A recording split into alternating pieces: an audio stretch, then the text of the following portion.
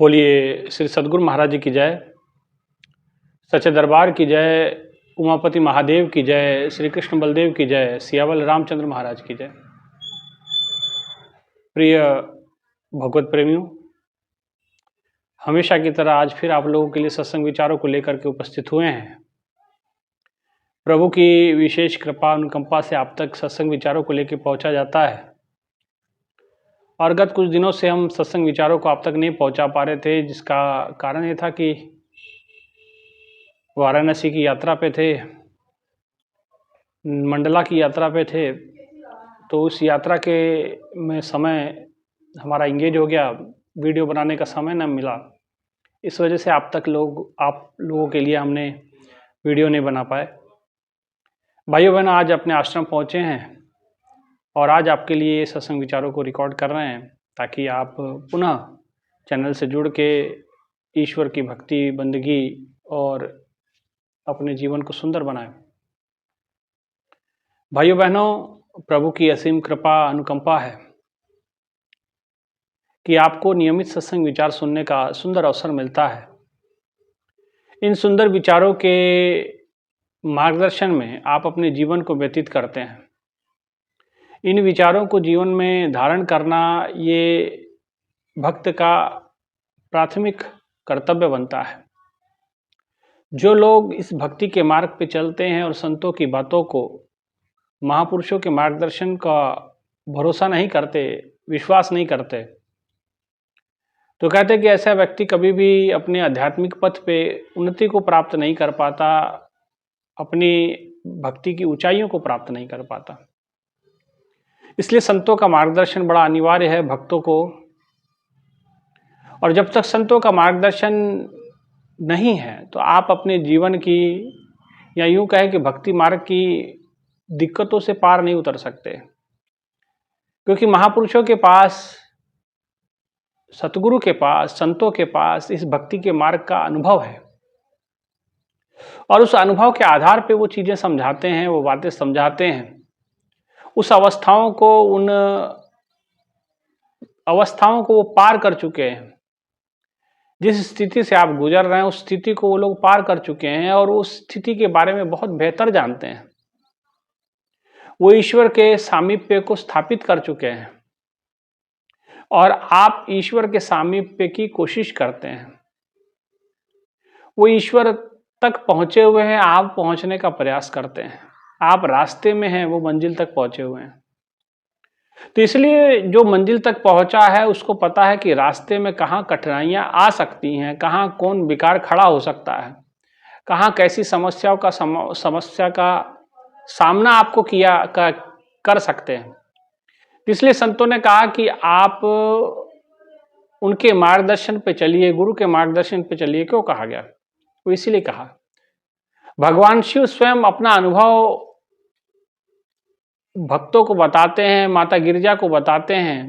भगवान शिव कहते हैं, उमा कहूँ हूँ मैं अनुभव अपना, सत हरि भजन जगत सब सपना। वो अपना अनुभव माता गिरिजा को बताते हैं कि हे पार्वती, गिरिजा सुनो, इस संसार स्वप्न है, इसको कई सत्य मानने की कोशिश ना करें। जगत सब सपना, सत्य हरि भजन, और हरि भजन परमात्मा का भजन ही सत्य है। और जो कुछ संसार में दिखता है वो असत्य है, पल प्रतिपल बदलने वाला है, नश्वर है। इसलिए क्यों ना हम ऐसे कार्य करें जो हमें भक्ति के पथ पे आगे बढ़ाएं। हम ईश्वर की ओर बढ़े, ना कि संसार की ओर। हम संसार की दलदल में डूबते जाते हैं और वो दलदल में डूबना आपको महसूस भी नहीं होता कि आप डूब चुके हैं और आपको सुकून दे रहा होता है। कमाल की बात है, कोई व्यक्ति नदी में डूब रहा और उसे वो सुकून महसूस हो, है ना। इसलिए भाइयों बहनों, महापुरुषों ने आपकी स्थिति को देखा, जाना और तभी उन लोगों ने आपको मार्गदर्शन का प्रयास किया। और संतों का मार्गदर्शन भगवान शिव स्वयं मार्गदर्शन करते हैं माता पार्वती का कि सत्य हरि भजन जगत सब सपना। संसार में अगर सत्य है तो परमात्मा का भजन बंदगी है, इसके अलावा कुछ भी सत्य नहीं है। इसलिए सत्य तू विठला, ईश्वर सत्यम जगत मिथ्या, भगवत गीता कहती है।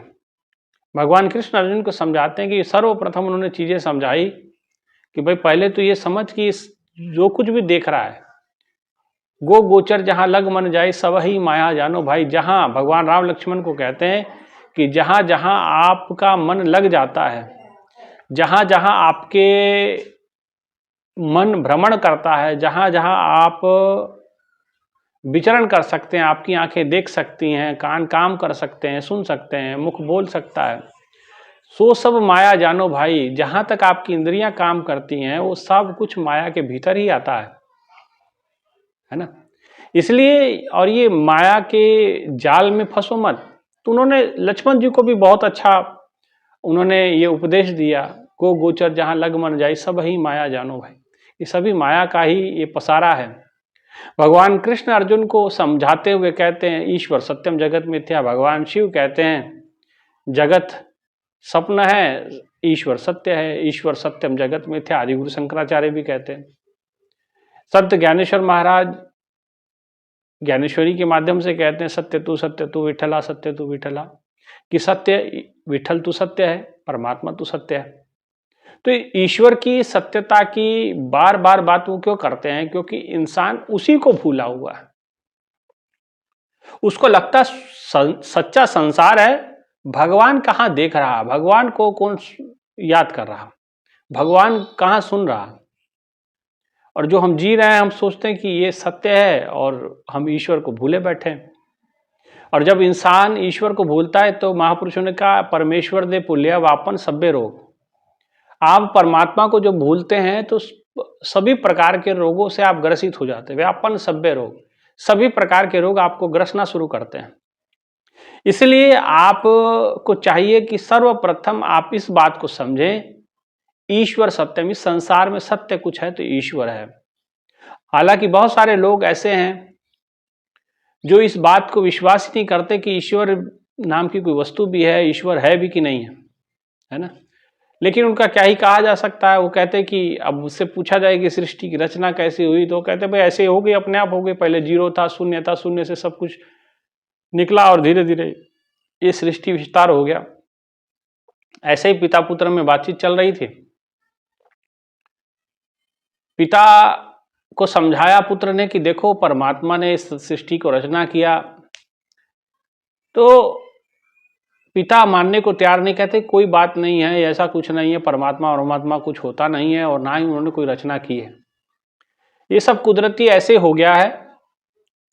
एक गैलेक्सी में विस्फोट हुआ और वहां से तमाम ऊर्जाएं निकली और उस ऊर्जा का रूपांतरण इस प्रकार की वस्तुओं में, स्थितियों में हो गया। बहुत समझाने का प्रयास किया लेकिन कोई समझा नहीं, कोई बात समझ में आई नहीं। क्योंकि उम्र का भी ये होता है, भाई ये कोई छोटा व्यक्ति आपको समझा रहा है तो आप कहाँ मानेंगे। कहते हैं हमारे लेवल का नहीं है। आध्यात्मिक स्तर भले आपसे ऊंचा हो, ये चीज आप नहीं समझ पाते। लेकिन लोग बाहरी पद प्रतिष्ठा देखते हैं। तो हुआ क्या, दूसरे दिन लड़के ने एक सुंदर सी पेंटिंग बनाई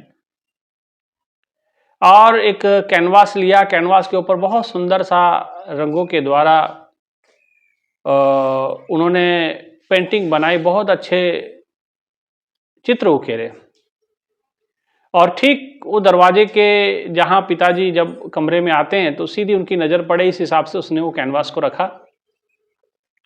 तो कहते हैं कि जिस समय वो चित्र को उनके पिता ने देखा तो पिता ने जैसे चित्र को देखा तो उसके मुख से वाह निकला कि वाह क्या बात है, बहुत सुंदर, ये किसने बनाया? बेटे तुमने बनाया होगा, पुत्र तुमने बनाया होगा। आगे से कोई रिप्लाई नहीं आया, आगे से कोई जवाब नहीं आया। बच्चे ने कहा नहीं मैंने नहीं बनाया। तो आखिर घर में कौन है जिसने ऐसी सुंदर कलाकृति, सुंदर पेंटिंग बनाई? पुत्र ने कहा कि मुझे नहीं पता किसने बनाई। बोले अरे आप तो घर पे रहते हो, आपको पता होना चाहिए किसने बनाई। बोले पिताजी मैं आपको बताऊं सच सच ये किसने बनाई। बोले यहाँ ये पेज लगा हुआ था, कैनवास का पेपर लगा हुआ था, यहाँ कुछ रंग पड़े हुए थे, कुछ ब्रश थे, उस ब्रश ने अपने आप वो रंग में डूबे और अपने आप ब्रश जो है कैनवास पे चल पड़ा और अपने आप ये सुंदर कलाकृति, सुंदर चित्रकारिता हो गई। ये सुंदर चित्र अपने आप ही बन गया। पेंसिल उठी, कलम उठी, दवात उठी, वो रंग में डूबी और उस ब्रश के द्वारा ये सुंदर कलाकृति तैयार हो गई अपने आप ही। इसको बनाने वाला कोई नहीं है। तो कहने लगा पिता कि पुत्र, ये तू क्या बात कर रहा, तू मुझे पागल समझता है? तू मुझे विचित्र मालूम होता है? अपने आप कोई कैसे बन जाएगा? अपने आप कोई चित्र कैसे बन जाएगा? तो बच्चे ने कहा कि पुत्र ने कहा कि देखो पिता, जब इतना बड़ा सृष्टि, इतनी विशाल सृष्टि अपने आप बन सकती है, तो ये छोटी सी चित्रकारिता अपने आप क्यों नहीं हो सकती? पिता कहने लगा नहीं नहीं, ऐसा नहीं है, ये चित्र को बनाने वाला जरूर कोई ना कोई क्रिएटर तो होगा। यही बात पुत्र ने कहा कि यही तो मैं आपको समझाना चाहता हूं। जब एक छोटे से चित्र को बनाने वाला कोई ना कोई पेंटर, कोई कारीगर होगा, कोई ना कोई क्रिएटर होगा, तो पिताश्री इतनी बड़ी सृष्टि की रचना करने वाला भी तो कोई ना कोई क्रिएटर होगा कि नहीं होगा? ये कोई हवा में तुक्का लग के तो बन नहीं गई, ये इसके पीछे भी एक सोची समझी समझ काम करती है और ये ईश्वर ही इसको क्रिएट किया है। इस बात को समझो। ये जैसे ये चित्र अपने आप नहीं बन सकता, ये सृष्टि भी अपने आप नहीं बनी, कहीं ना कहीं किसी के मन में ये बात उत्पन्न हुई और उसने वो रचना की। गुरबानी में आता है, रहरास आप पढ़ोगे तो उसमें सब दर्ज है कि कैसे सृष्टि की रचना हुई, स्वेदज, अंडज, सब उसके बारे में डिटेल में है ना। इसलिए भाइयों बहनों, क्रिएटर को समझना आसान नहीं है। तो हम केवल रचना में फंसे हुए हैं, क्रिएटिविटी में फंसे हुए हैं। हम रचना और रचनाकार में अंतर करना भूल गए हैं। रचना हमें प्रिय लगती है, रचनाकार हमें प्रिय नहीं लगता है। परमात्मा की बनाई हुई सृष्टि हमें अच्छी लगती है, लेकिन स्वयं जिसने परमात्मा ने सृष्टि को रचा, उस ईश्वर को हम भूले बैठे हैं, उस ईश्वर को बिसरे बैठे हैं। और संत उस क्रिएटर को समझते हैं, संत उस रचनाकार को समझते हैं, सतगुरु उस रचनाकार को जानते हैं और वो माया को भी जानते हैं, रचना को भी जानते हैं, और उसको ये पता है कि इसमें सार क्या है। इस रचना में असल में जीवन का उत्कर्ष, उत्थान रचना नहीं, रचनाकार कर सकता है। रचनाकार, क्रिएटर जो है, जो कुछ भी बना सकता है, वो हमारे जीवन का कल्याण कर सकता है, लेकिन रचना अपने आप में किसी का भला नहीं कर सकती, किसी का उत्थान नहीं कर सकती। और सांसारिक लोग रचना में फंसते हैं, माया में उलझे रहते हैं, और इसीलिए उनको गाइडेंस की आवश्यकता पड़ती है, मार्गदर्शन की आवश्यकता पड़ती है। संत सतगुरु आके समय समय पर मार्गदर्शन देते हैं, मार्ग दर्शाते हैं। कोई संत सहज सुखदाता मोहे मार्ग दे बताए, कि कोई ऐसा संत सतगुरु मुझे मार्ग बताता है और मार्ग के कारण से हम ईश्वर तक पहुंच पाते हैं, ईश्वर को जान पाते हैं। भाइयों बहनों, इसलिए माया के चक्र से निकलना पड़ेगा, रचना से नहीं, रचयिता से नाता जोड़ना पड़ेगा।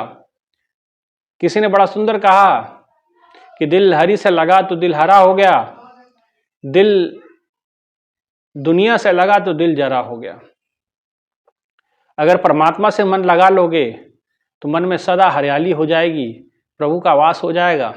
लेकिन दिन दुनिया से लग गया, माया से लग गया, तो आपको थका देगा, थकावट देगा, आपको परेशान करेगा, आपको सच्चा सुख कभी प्राप्त नहीं हो सकता, है ना। इसलिए सच्चा सुख चाहिए, मिलता है सच्चा सुख केवल भगवान तुम्हारे चरणों में, ये विनती है पल छिन छिन की रहे ध्यान तुम्हारे चरणों में।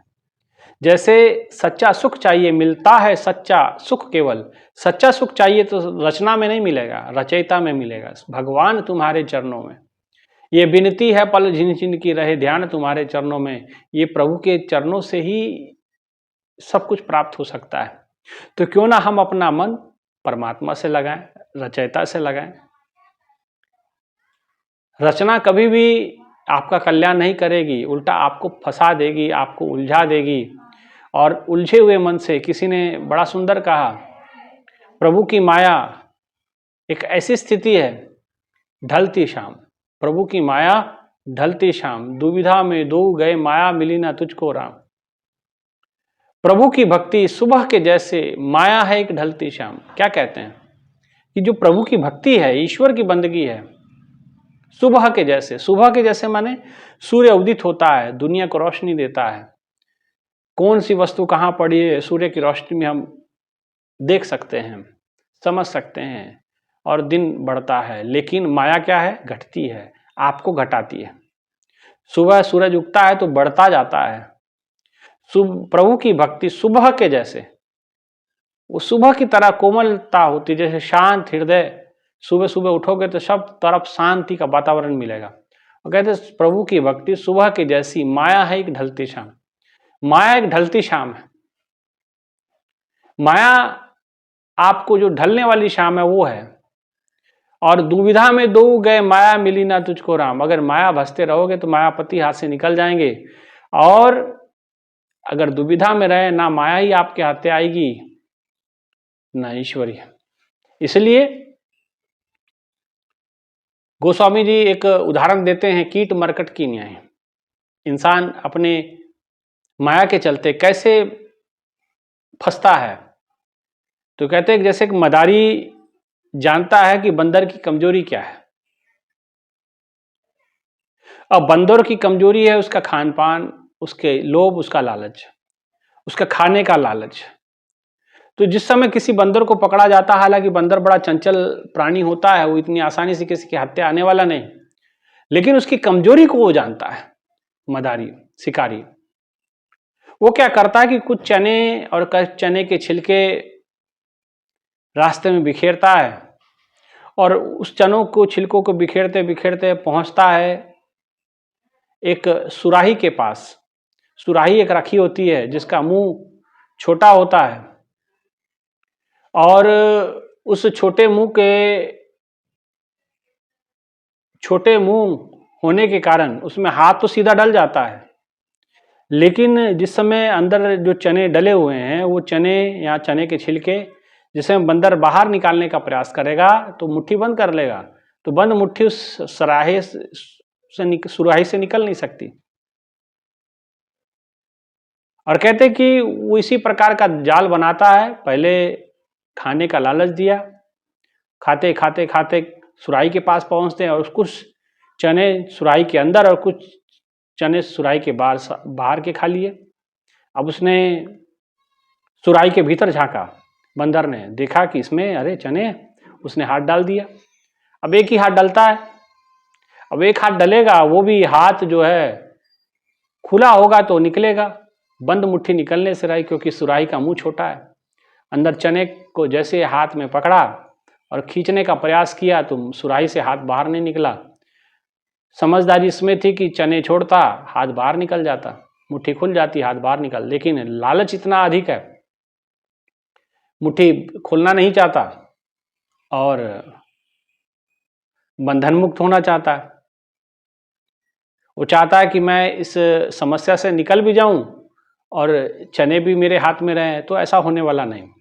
और इसी मौके की ताक पे रहता है शिकारी मदारी, तुरंत जाके उसके ऊपर कंबल डालता है और खूब उसको मार कूट करके गुलाम बना के रख लेता है। ऐसे ही जीव के साथ होता है।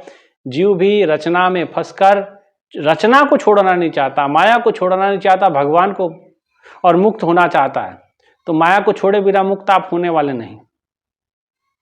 आप सोचो कि भाई हम हीरा भी रखें, हम दूध भी रखना चाहते हैं और उसमें नींबू भी निचोड़ना चाहते, तो होगा नहीं, दूध खराब हो जाएगा, भक्ति खराब हो जाएगी। तो माया में मन लगा के रखोगे तो करतार मिलने वाला नहीं। माया प्रभु की बनाई हुई जरूर है, उसमें भी ईश्वर का वास है, लेकिन ऐसी दृष्टि आपके पास होनी चाहिए जिसके बारे में कहते हैं कर्पूर गौरम करुणावतारम संसार सारम।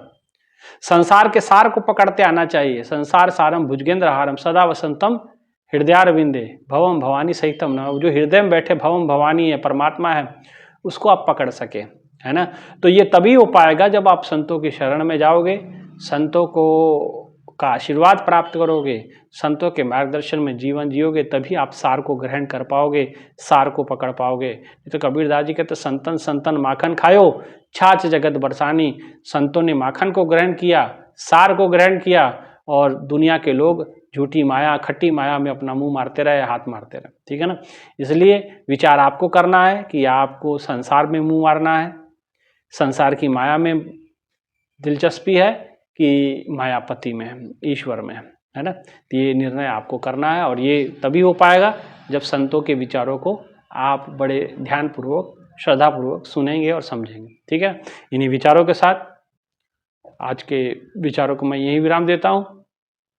बोली श्री सद्गुरु महाराज जी की जय, सच्चे दरबार की जय, उमापति महादेव की जय, श्री कृष्ण बलदेव की जय। धन्यवाद।